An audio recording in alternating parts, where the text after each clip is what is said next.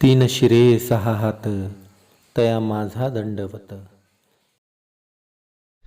तर राम राम मंडळी, मी संदीप बघत स्वागत करतो तुमचं आपली माती आपली माणसं यूट्यूब चॅनलवरती. मित्रांनो, आता जवळजवळ 11-11:30 वाजलेले आहेत.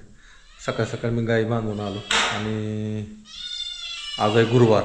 आज गुरुवार आहे, म्हणलं थोडीशी बगर खावी आणि रात्रीच्याला जेवण करावं. साबुदाणा काय नको वाटायला लागला. कधीतरी बरं वाटतं चव यावी ह्यासाठी, पण मला सारखं सारखं नको वाटतं. त्याने एकतर जरा थोडं बिघडतं. आपण काय करतो, लई मोठ्या चुका करतो, जाऊ दे इशे सोडून द्या. होय का, कुठेतरी गेली तर बगर आता बनवायला सांगू तिला. एकतर तिखट तरी नाही तर गोड तरी. तर तुम्हाला मी खरं खरं सांगतो, भगर ही सुद्धा आपल्याला खूप चांगली आहे बरं का शरीरासाठी. कॅन्सर झाल्यानंतर कॅन्सरच्या पेशी एक विशिष्ट प्रोटीनवर जगतात आणि ती प्रोटीन कशा कशामध्ये आहे तुम्हाला सांगतो. जेवढी जेवढी धान्य आहेत का, धान्य म्हणजे ज्वारी, गहू, बाजरी, मका, अजून सगळ्या प्रकारच्या डाळी, फक्त मुगाची डाळ नाही. तर ह्याच्यामधनं त्या पेशींची वाढ होण्यासाठी प्रोटीन मिळतं.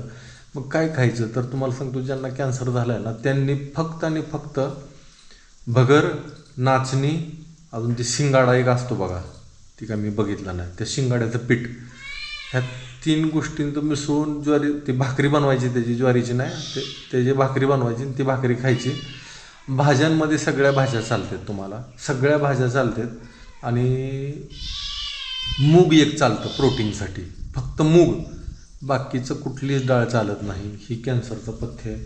तर आपण आज बगर करू. तर मंडळी, आपल्याला आता कांदा चिरायचं काम दिलेलं आहे. कांदा चिरू आली. पहिल्यांदा 4 फोडी करायचे कांद्याच्या, साल काढायच्या आधी. मग ती साल वरनं साल काढून घेऊ सगळी. एक कवर काढून टाकायचं ना का सगळ्याचे सगळं, का पातळ साल काढायची? पातळ साल, पातळ साल काढायची, वाळलेली साल काढायची. आता ती निघत नाही की लवकर, त्याला असा कट मारायचा. हा, असा निघतं मग ते लगेच. तू जाडच्या जाड काढले, पातळ काढायची म्हणली मला सुरुवातीला, आणि आता तू जाड काढले. असं जरा काढा. हा,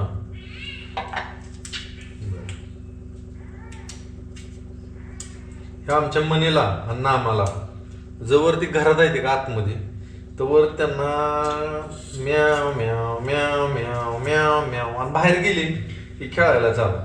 घरात असली किती खायला टाका, म्याव म्याव म्याव म्याव म्याव म्याव चालूच असतं त्यांचं. नाही किचन मध्ये बघत, हा, घरात नाही किचन मध्ये बघत.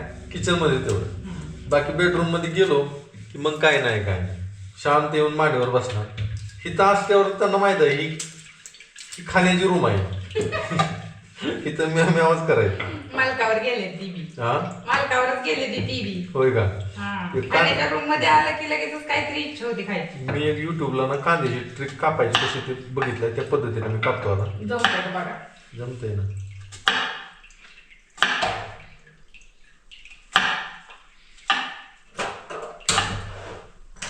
त्या पद्धतीने कापू. रोजचा सराव लय महत्वाचा आहे कुठल्या पण गोष्टीला. तर आता आपण चालू करू चिरायला. असं बघू, आज चालतंय का बघ तुला? चालतंय, हे काढून टाका ना खाली आहे ते चालतं.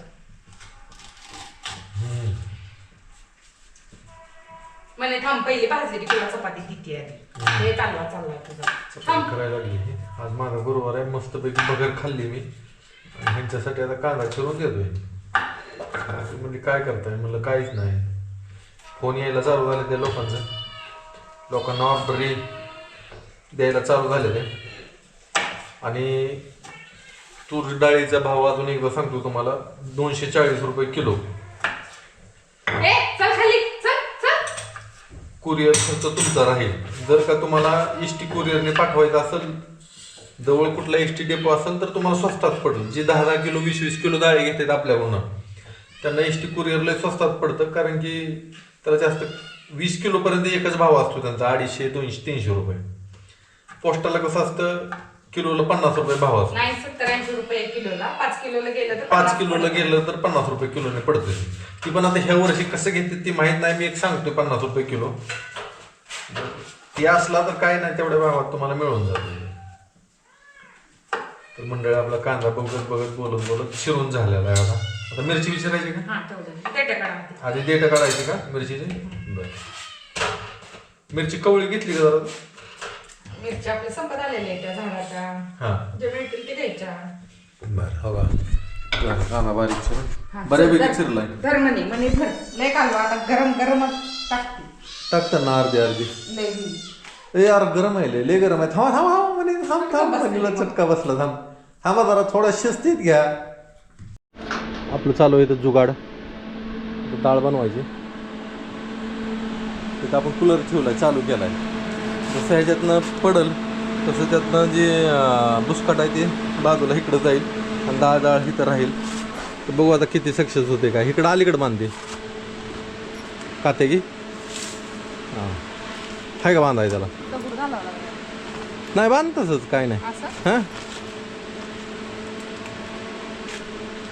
बघू आता काय होतंय आणि मनी आमची इथं मध्ये तिथं चालू आहे करायचं तिकडे ती वाचलं ना तार बांधताना त्याच्यामुळे तिला वाटतं काय तर हाय काय उंदीर मामा आहे असं वाटलं का तुला बरं बांध तर मंडळी हे संपलं काय की बहुतेक टाकावं लागेल पाठी तरी अशा पद्धतीनं आपली डाळ होती या साल राहती बरं का 10% 15% साल राहती डाळीवर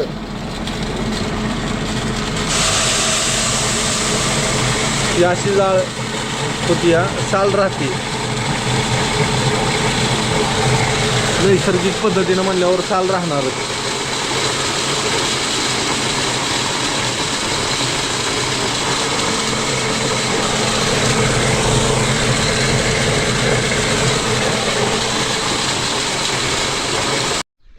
तर एवढी डाळ आपली तयार झाली आणि अजून थोडंसं ह्याला एकदा नीट करायचं तर मंडळी ह्याच्यामध्ये कसं आहे ए चिंगे चल चल चल चल तिकडे पाणी प्यायला चल चल पाणी प्यायला तर ह्याच्यामध्ये जवळजवळ 10 ते 15% साल येते डाळीवर साल येते आणि ही साल येणारच कारण हे आपण नैसर्गिक पद्धतीनं बनवतो त्यामुळे एवढी साल तर येणारच परत असं कधी काय होतं की काय जणांना ती पटत नाही मग ते आधीच तुम्हाला मी सांगितलेलं बरं पिली का पाणी पिली ए ऐ ऐ ऐ ऐ त्याच्यात बुसकाट आहे तुम्हाला टाकायचे थांबा जरा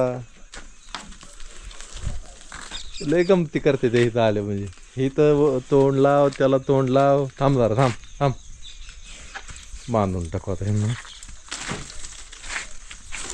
त्यांना मकवाना आणावं लागेल हा पिली का पाणी बरं झालं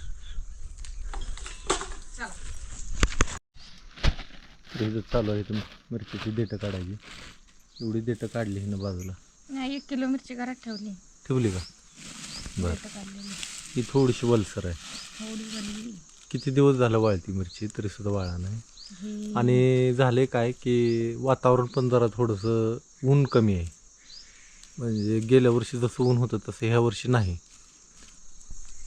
ऊन पाहिजे जरा ज्या त्या टाइम हा फेब्रुवारी लागतात कसलं ऊन असतं पण ऊन नाही यंदा काय नाही यंदा टेम्परेचर कमी असलेलं चांगलंच की नाही तर 50 वर टेम्परेचर गेलं तर मग अवघड जाईल हा इकडे नामा मनी मस्त चालू आहे त्यांची त्यांच्या ह्याच्यात दंग आहे ते नसते इकडे बघा कशी खेळते हे त्या टायमाला घरात नुसतं कालवा असतो त्यांचं घरात गेलं की म्याव म्याव म्याव म्याव खायला द्या आणि तर बाहेर खेळते ती निवांत काय बघ कशी लपले ती बघा आता एक कोणतरी जाऊन अंगावर पडणार एकमेकाच्या मनी तर थिर आहे नामावी शांत बसलाय आता मनीच आली मनी जरा ऍक्टिव्ह आहे हा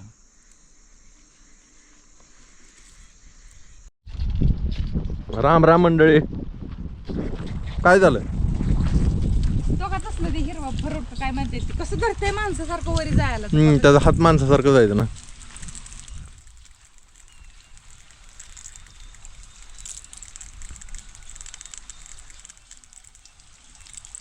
त्याचा पाय बघा की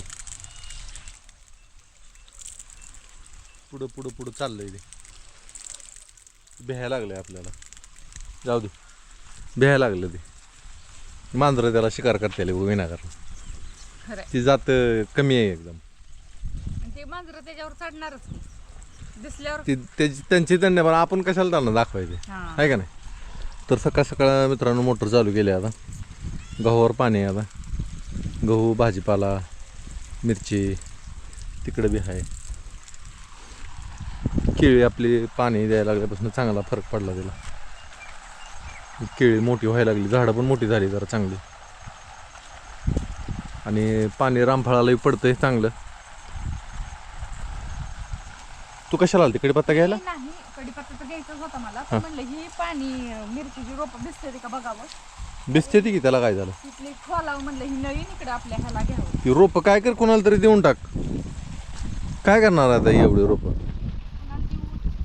देऊन टाक कोणाला तरी वाया जाण्यापेक्षा. तू त्याला पाणी किती दिवस घालणार? तिथं गेलं ती आहे शेंड्यात आहे. म्हणजे त्या अंग सुस्त जाणं. ती नाही काय करत नाही ती. काय करत नाही ती. पाणी देते काय? रोपांना पाणी तिकडे घ्यायचंय मला ह्याला. पपईच्या झाडाला. हां दे. पपईचं झाड दिशे आहे आपलं. पण ह्याला पाणी मिळत नाही. ठेव त्याच्यावर आता.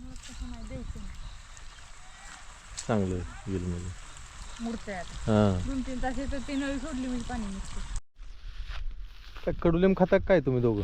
हां आता ह्यांना सवय लागली. मी जिथं जाईल तिथं माझ्या मागं येते ती आता. ह्यांना एक माझ्याविषयी एक चांगलीच आदराचा भाव ह्यांच्या मनामध्ये तयार झाला. तिकडे डॉन आला तरी डॉनकडून पळाले आता. आता म्हाताऱ्याची जागा फक्त बदलू आता झालं मग.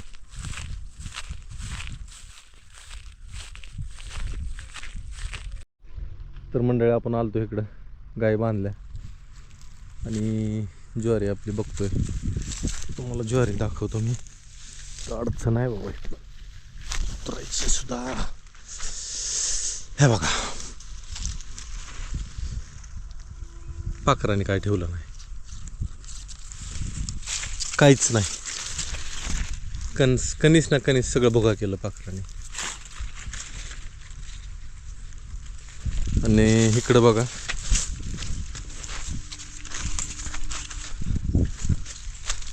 इकडं जवळजवळ अर्धा एकर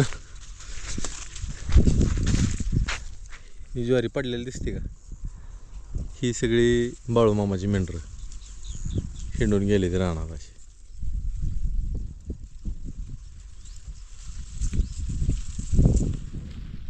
सगळी ज्वारी पडली.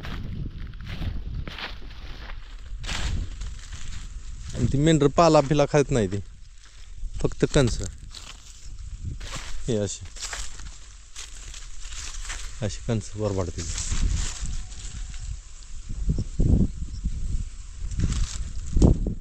ते कापून गायींना टाकावं लागलं.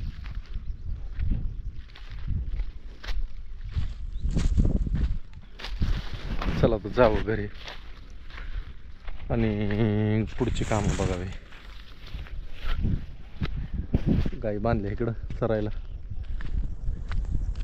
तर मंडळी मी चाललो तर गाई आणायला. गाय आणावं म्हणलं जाता जाता आपल्या ज्वारी कोण चक्कर टाकावी. तर एवढी पाखरं तर कालवा चालू आहे. एवढा पाखरांचा कालवा चालू आहे की नावच काढणार का. ते बोरड्या म्हणून पक्षी आहे बघा. एका वेळी 200-300 पक्षी एकदम येतो आणि त्यांचा कालवा चालू आहे सध्याला. समोरच्या लिंबावर बसले ते वाटते पाखरं.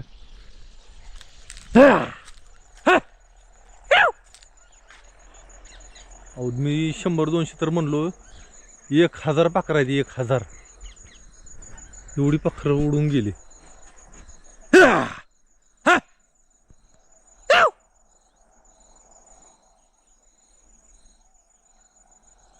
कशाला दाणं ठेवते ते.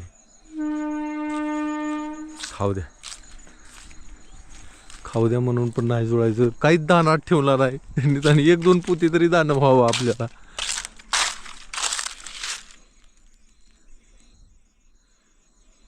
पोपट सुद्धा येते तो ज्वारी खायला.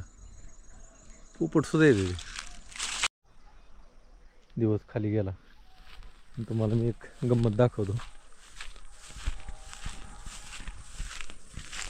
हे बघा कुसळ आहे. तुम्हाला हे तर सगळीकडं गट्ट झालेलं दिसतेलं. हे बघा हे असं. ही पाऊस पडला की खाली पडतं आणि जमिनीत घुसतंही, फिरून फिरून जमिनीत घुसतं आणि उगवून येतं हे कुसळ. प्रत्येकाचं वेगवेगळं आहे सगळं. चिंगीला घाई झाली आता घरी जायची. चिंगे थांब जरा सोडतो तुला. तर मंडळी आता रात्रीचे जवळजवळ 9-9:30 वाजून गेल्या आणि जेवणही झालं. आज गुरुवार होता. जेवण मस्त झालं आपलं. तुम्हाला दाखवायचं. म्हणे नामा कुठं झोपलेत बघा. कसे झोपलेत म्हणे. हे म्हणे नामा एकदम शांत झोपी गेले ते. जिथं मिळेल तिथं झोपायचं, जिथं का असेल तसं, जसं असेल तसं. तर मंडळी मित्रांनो, आता रात्रीचे जवळजवळ 9:30 वाजलेत. आता झोपायची वेळ झाली. तर आजचा व्हिडिओ आपण इथंच थांबू. परत जाऊन उद्या भेटू. तोपर्यंत सगळ्यांना श्री गुरुदेव दत्त.